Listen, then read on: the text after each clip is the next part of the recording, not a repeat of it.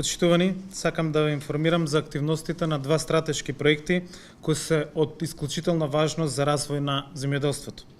Со задоволство ве информирам и известувам дека го подпишавме проектот за реонизација, агроеколошко зонирање на земјоделското производство според почвено климатските услови на реоните во Република Македонија.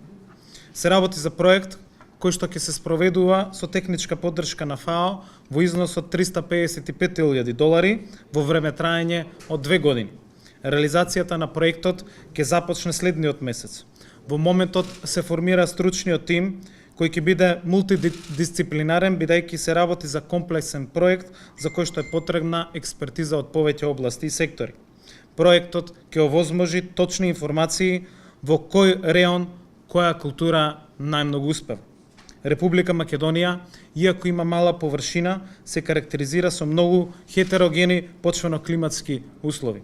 Земјоделските производители и потенцијалните инвеститори честопати немаат информации и индикатори за тоа кои култури, сорти и семиња најдобро успеваат во дадените производни региони.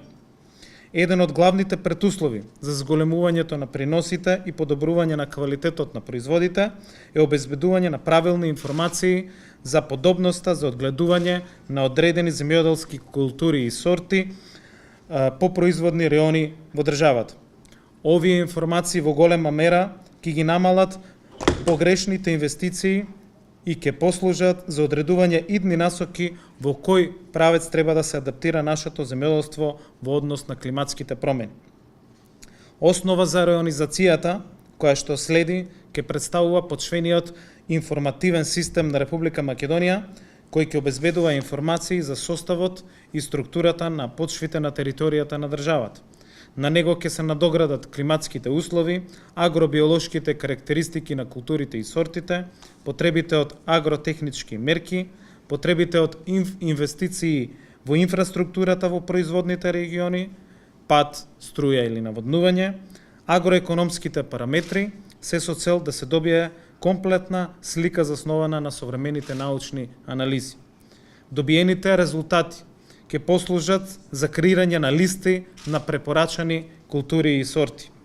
Со листите ќе се сугерира правилниот избор на културите и сорти кои што одговараат за одгледување во конкретни реони и ќе дадат најдобри резултати во однос на количината и квалитетот на земјоделските производи. Ова ќе овозможи максимално искористување на инвестицијата и подобар приход од земјоделските стопанства.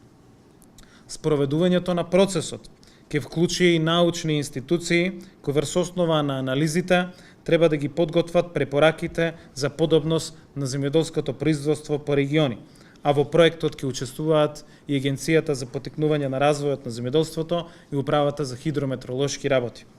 Листата со препорачани култури и сорти ќе биде поддржана и ќе биде репер за мерките за финансиската поддршка на земјоделството, односно субвенциите, и ќе представува известна гаранција за инвестицијата и за незината оправданост.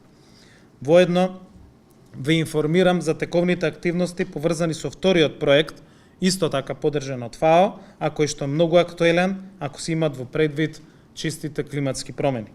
Станува збор за проектот за намалување на негативното влијание од климатските промени, преку кој што веќе набавивме модерни агрометеоролошки станици, кои што деновиве, овие денови, ќе бидат инсталирани на 3 локации – Градско, Кочани и Струмица.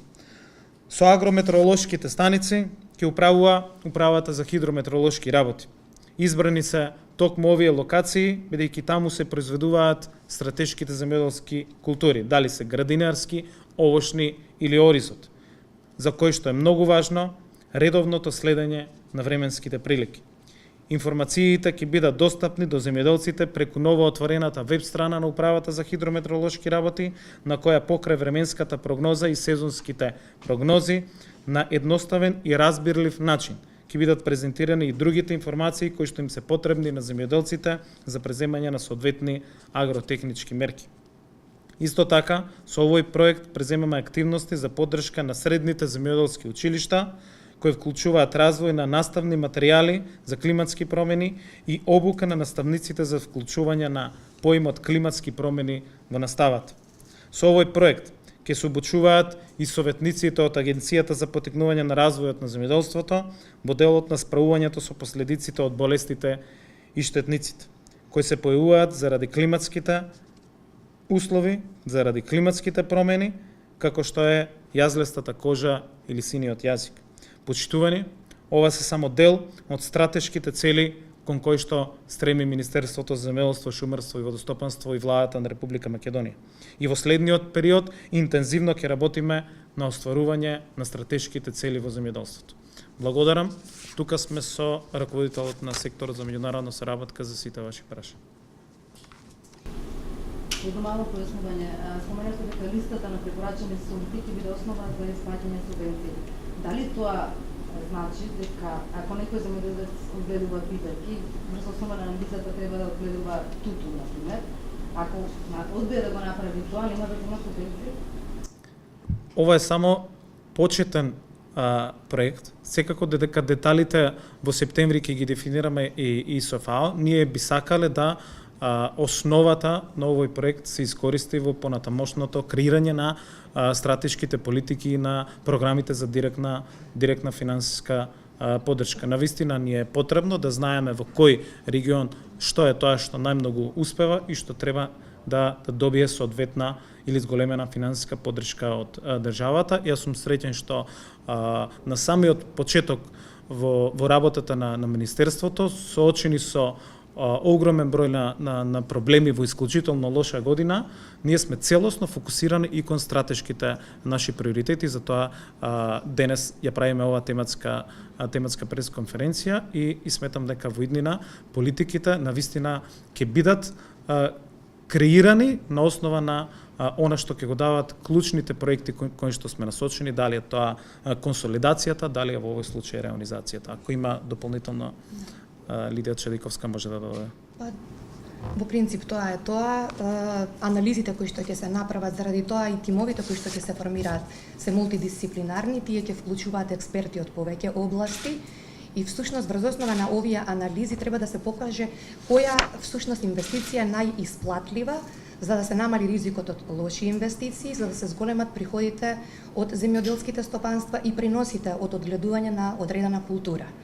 Што значи дека на почетокот веројатно нема да биде исклучено финансирањето на одредени мерки кои што се и сега дел од програмата за директна поддршка и рурален развој, меѓутоа во иднина сепак науката ќе се вклучи до тој степен да навистина врз основа на сериозни економски анализи на сите параметри во земјоделскиот сектор се направи една подолгорочна стратегија.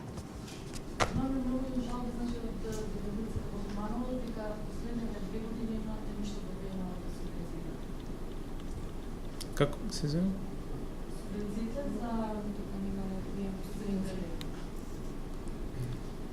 За Кумановскиот регион прашувате?